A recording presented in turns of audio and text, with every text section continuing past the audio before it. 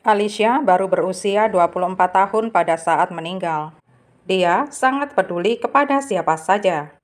Pada bulan Juli, dia menikah dan berharap memiliki anak dan membangun keluarganya sendiri. Dia memang pribadi yang sabar dan juga penyayang. Pada 20 September 2007, Alicia sedang mengasuh kedua keponakannya di rumah adiknya Amanda. Amanda sedang pergi keluar kota dalam rangka perjalanan bisnis, jadi dia mempercayakan kedua anaknya kepada Alicia meskipun sudah ada pengasuh. Sekitar pukul 1.56, kantor polisi menerima telepon 911.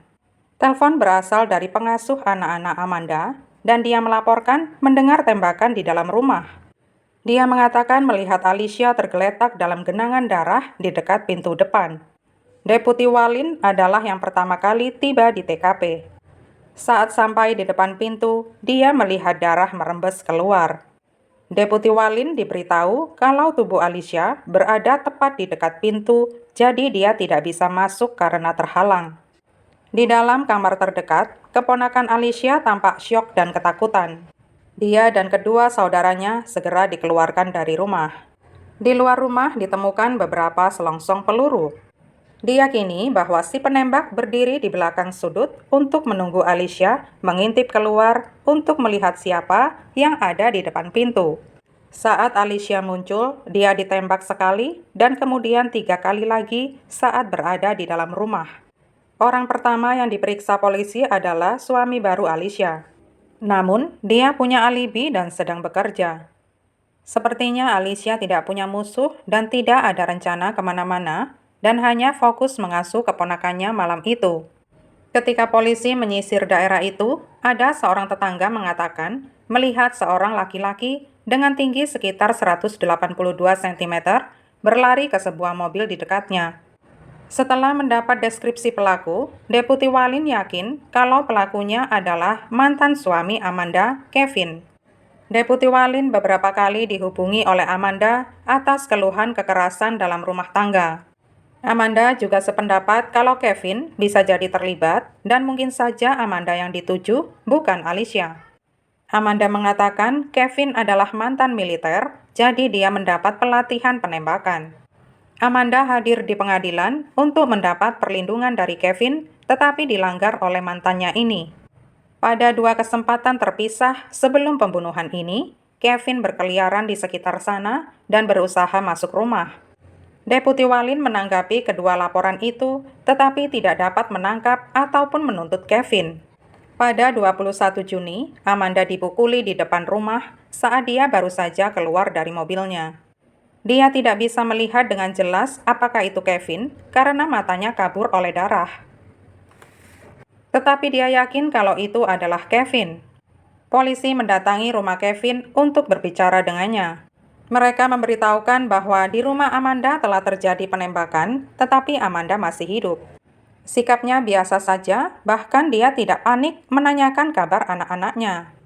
Dia mengatakan berada di rumah dengan ibu dan saudaranya semalaman. Ibu dan saudaranya mendukung alibinya. Polisi menyisir di sekitaran lingkungan itu untuk mencari CCTV demi membuktikan kebohongannya. Salah satu tetangga ada yang punya dan mengarah tepat ke depan rumah Kevin.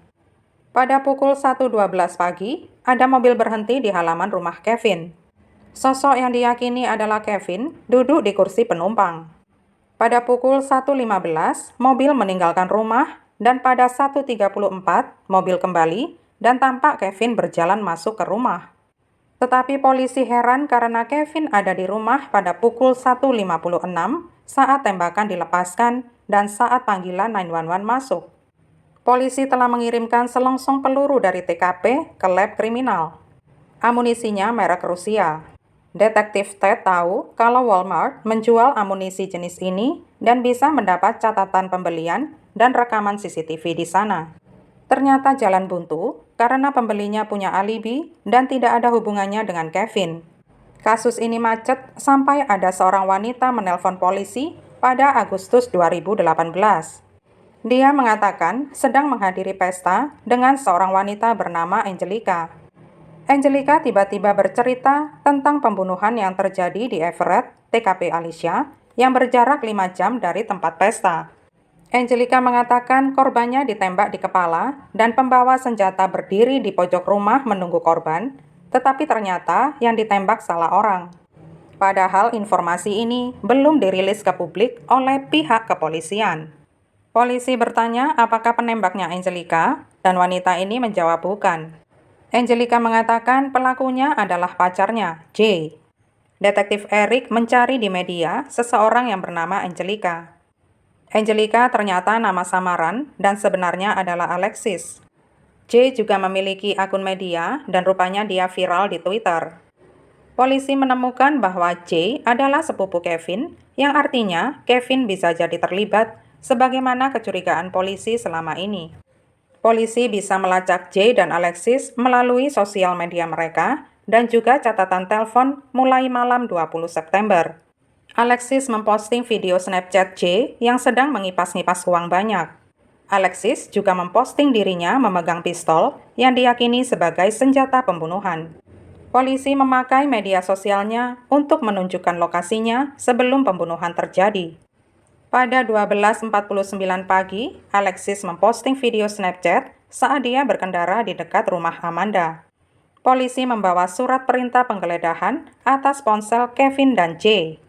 Kevin menunjukkan kepada J alamat rumah Amanda dan J memakai Google Maps untuk mendatanginya. Polisi hendak meringkus Kevin supaya tidak mengganggu Amanda dan anak-anaknya lagi. Kevin ditangkap dan didakwa dengan kekerasan dalam rumah tangga. J dan Alexis juga diciduk. Polisi berharap salah satu dari mereka mengaku dan ternyata J yang membuka mulut dan membuat polisi lumayan heran. J mengakui kalau Kevin membayar dia $2.400 untuk membunuh Amanda. J tidak menyadari kalau dia menembak wanita yang salah dan baru setelahnya dia tahu sudah salah sasaran. J bersedia menceritakan dengan detail kronologi 20 September.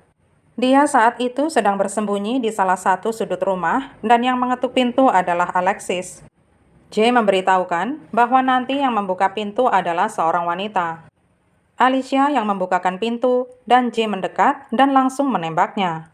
J mengatakan wanita itu berlari masuk dan menutup pintu, tetapi dia membuka paksa dan menembak lagi sebanyak 3 kali. J mengatakan dia tidak menunggu sampai wanita itu mati dan dia bergegas kabur. Pada 2020, J dan Alexis bersedia mengaku bersalah atas pembunuhan tingkat pertama. J, 19 tahun, dihukum 31 tahun penjara, sedangkan Alexis 17 tahun, 15 tahun penjara.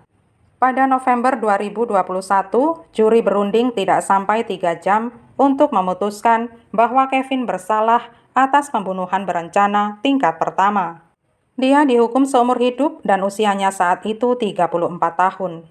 Dia juga mendapat tambahan 39 bulan atas penahanannya dari kasus kekerasan dalam rumah tangga tahun 2018.